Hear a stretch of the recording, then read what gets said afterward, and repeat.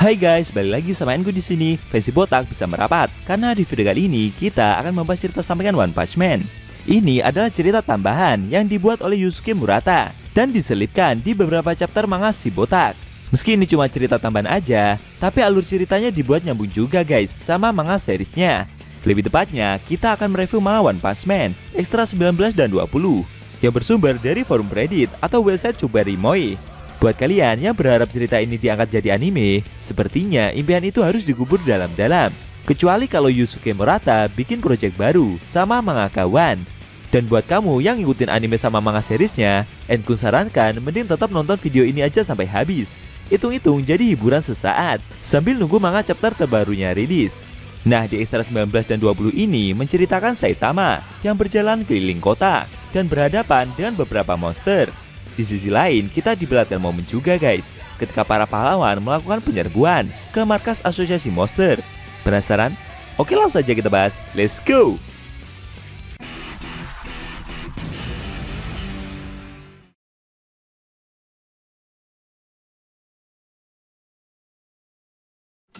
Pada awal scene, kita diperlihatkan Saitama yang berjalan keliling kota Z sambil membaca komik.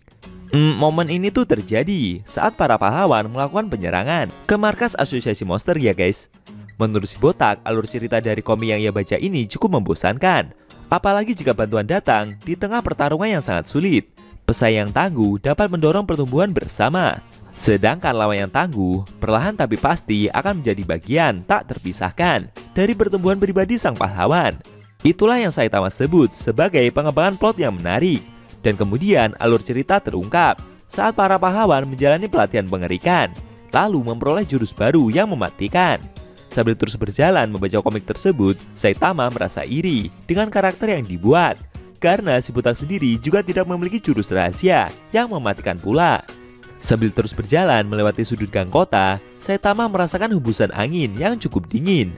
Menurutnya, saat ini lebih banyak rasa gemetar yang ia rasakan, seperti halnya kondisi dari komik yang sedang dia baca ini. Saitama berharap ada saja dia juga memiliki jurus pamungkas seperti halnya karakter di komik ini, mungkin akan lebih bagus. Secara mengejutkan, di depan si botak ada 3 monster yang berasal dari asosiasi monster. Mereka cukup terkejut dengan adanya pria botak itu. Apa yang sedang dia lakukan di sini? Karena menurut informasi yang mereka dapat, daerah ini tidak berpenghuni. Mereka pikir mereka telah terlambat untuk datang ke pesta penyambutan para pahlawan. Mereka pun berencana untuk membawa Saitama ke hadapan para eksekutif agar mendapatkan hadiah. Saitama sendiri yang mau dihampiri itu masih terus berjalan sambil membaca komik yang dia bawa. Menurutnya, jurus mematikan seharusnya diperuntukkan bagi lawan yang tidak dapat dikalahkan dengan cara lain. Selain itu, tidak ada musuh juga yang tidak bisa dia kalahkan dengan pukulan biasanya sampai sekarang. Monster yang sangat kuat yang mengendalikan setiap gerakan organisasi musuh dari balik layar. Tidak ada juga dalam kehidupan nyata.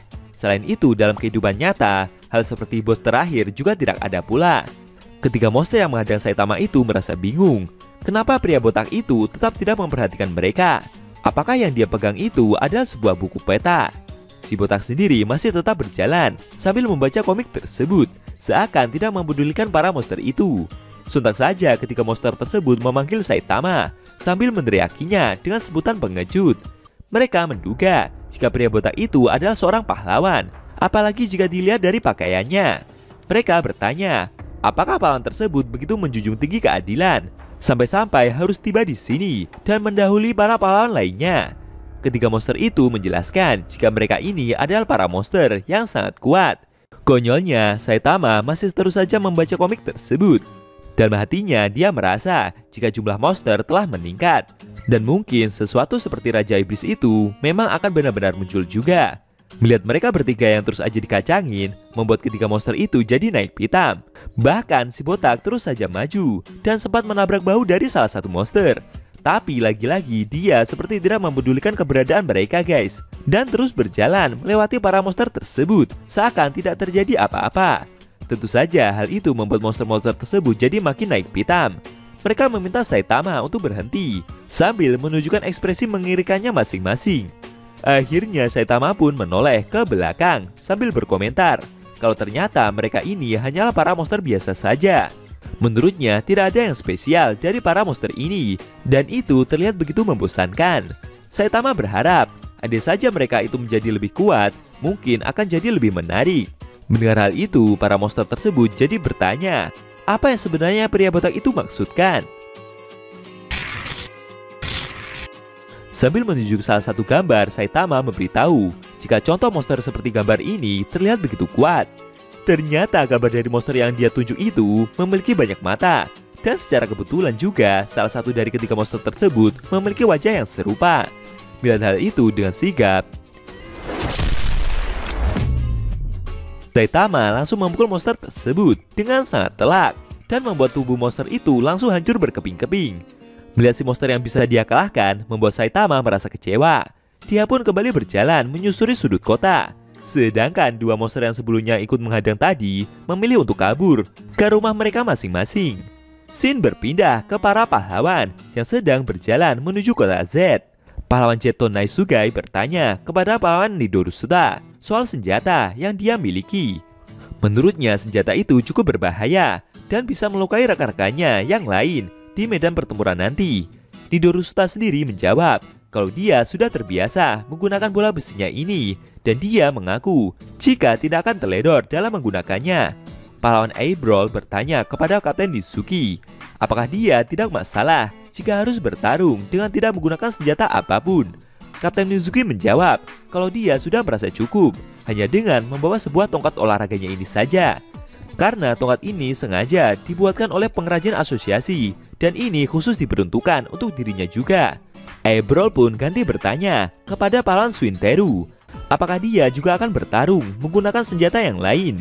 Suinteru menjawab jika dia memiliki berbagai macam senjata yang lebih variatif, dan itu dia simpan di dalam kostum yang dia kenakan ini. Pahlawan Feeder juga merasa kagum dengan persiapan yang pahlawan Shadow Ring miliki.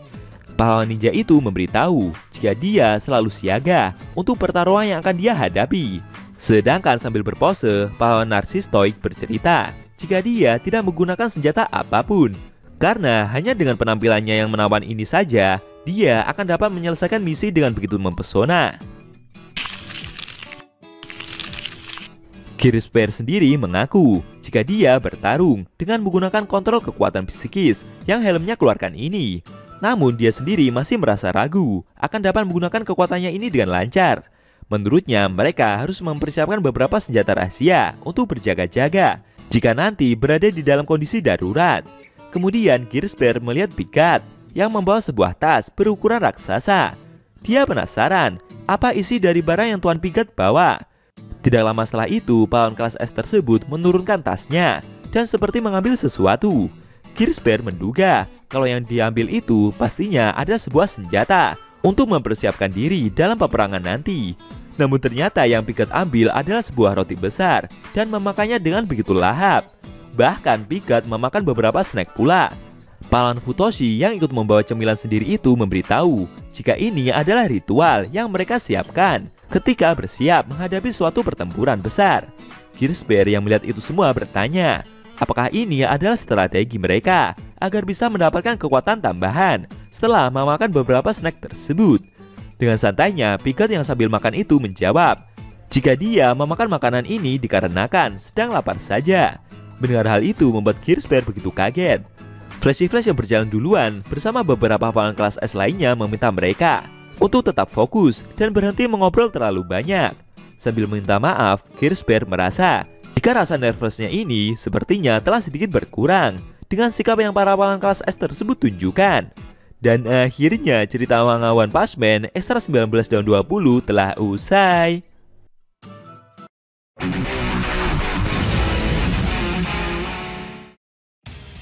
Nah, itu tadi review manga One Punch Man versi Murata Extra 19 dan 20 yang intinya memperlihatkan pahlawan Kirisper yang dibuat kaget dengan sikap rileks yang para pahlawan kelas S tunjukkan. Padahal saat itu mereka sedang bersiap untuk menghadapi pertempuran besar melawan asosiasi monster. Bagaimana menurut kamu? Jangan lupa tinggalkan komentar kalian ya. Kalau mau nonton review extra chapter selanjutnya, bisa klik link di deskripsi. Linknya udah mimin taruh di sana kok. Buat kalian yang nonton review manga One Punch Man secara maraton, baik itu versi manga One atau Yusuke Murata, linknya ada di deskripsi juga ya guys. Oke. Tekan like kalau suka sama video ini dan dislike kalau nggak suka. Jika ada kata-kata dari Enku yang kurang pas, Enku mohon maaf. Dan sampai bertemu di video review ekstra manga One Punch Man versi Murata selanjutnya.